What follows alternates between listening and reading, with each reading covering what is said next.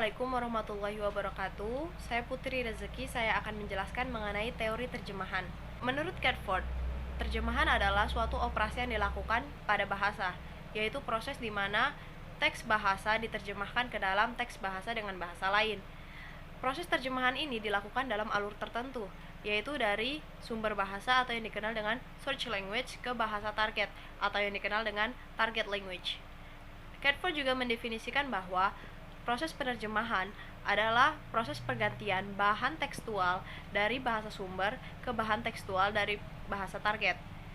Nah, istilah bahan tekstual ini memiliki arti bahwa tidak keseluruhan dalam teks bahasa sumber yang diterjemahkan ke dalam bahasa target, melainkan padanannya saja. Assalamualaikum warahmatullahi wabarakatuh. My name is Dwi Liza Anggraini. Di sini saya akan menjabarkan tentang sejarah teori penerjemahan. Menurut Newmark, jejak terjemahan berasal dari tahun 3000 sebelum Masehi selama kerajaan lama Mesir di daerah Katarak pertama Elefantin. Pada abad ke-12, Barat melakukan kontak dengan Islam di Spanyol Moor. Di situasi inilah yang mendukung dua kondisi penting untuk terjadinya penerjemahan dalam skala besar. Kemudian, Newmark juga menyebutkan bahwa pada abad 20 disebut sebagai zaman penerjemahan, dan sedangkan abad ke-19, terjemahan terutama merupakan sarana komunikasi dan menjadi suatu arah antara sastrawan terkemuka dan pada tingkat yang lebih rendah, para filsuf dan ilmuwan, dan pembaca mereka yang berpendidikan di luar negeri. Sementara perdagangan dilakukan dalam bahasa negara yang dominan. Dengan bertambahnya jumlah dari tim penerjemahan, maka perumusan beberapa teori penerjemahan menjadi perlu. Kebutuhan tersebut diperkuat dengan menjamurnya istilah-istilah seni.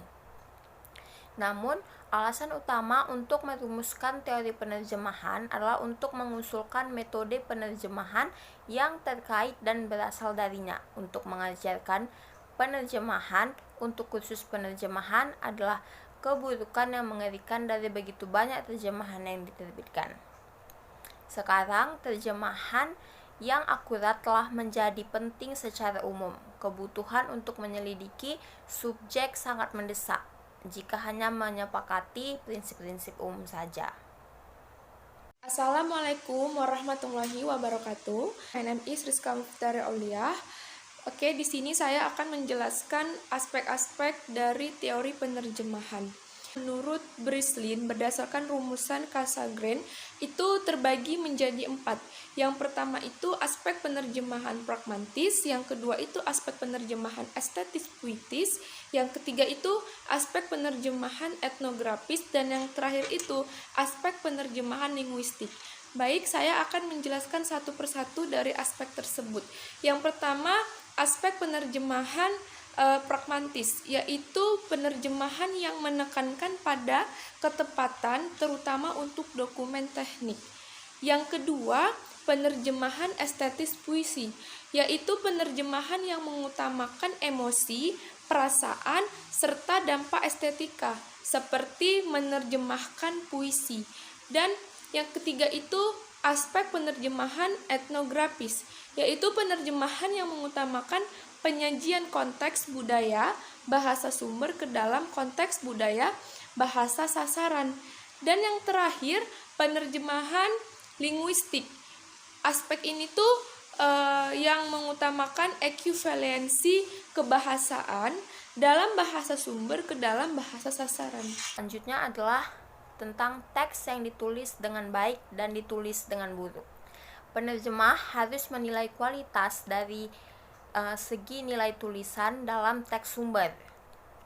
Jika sebuah teks ditulis dengan baik, baik itu dalam bentuk sastra atau ilmiah, sejarah atau teknologi, komponen formalnya adalah yang paling penting, dan penerjemah harus menghormati mereka dengan sepenuhnya, menjelaskan dalam versinya sendiri, bukan dengan imitasi apapun, tetapi dengan transposi.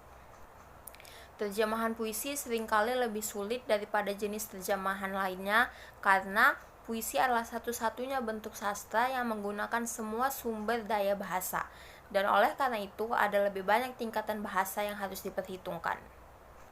Para penerjemah sering berisiko dalam menyatakan sebuah teks ditulis dengan buruk, sebuah teks yang berbelit-belit dan penuh hiasan, yang berdosa terhadap kanon penipuan kesederhanaan. Kejelasan dan singkatnya memang dapat ditulis dengan baik jika mengungkapkan kepribadian penulisnya tanpa mendistorsi maknanya atau pesannya. Itu hanya ditulis dengan buruk jika pesannya hilang dalam jargon konvensional yang diterima yang tampaknya dirancang untuk membuat tidak relevan tetapi dengan kesan itu. Saya Putri Rezeki, saya akan menjelaskan mengenai kealamian dari sebuah terjemahan. Suatu teks terjemahan biasa ditulis dan ditujukan kepada pembaca bahasa target. Penulis atau penerjemah harus membantu pembacanya. Ia mungkin bisa menjelaskan dan mengubah kiasan untuk menyelaraskan bahasanya kepada pembaca bahasa target. Biasanya, penerjemah harus menulis dengan idealognya sendiri. Ia tidak bisa menggunakan kata atau frasa yang terlihat tidak wajar atau artifisial. Lain halnya jika yang diterjemahkan merupakan sebuah propaganda atau seni. Ia mungkin tidak memiliki tanggung jawab seperti itu.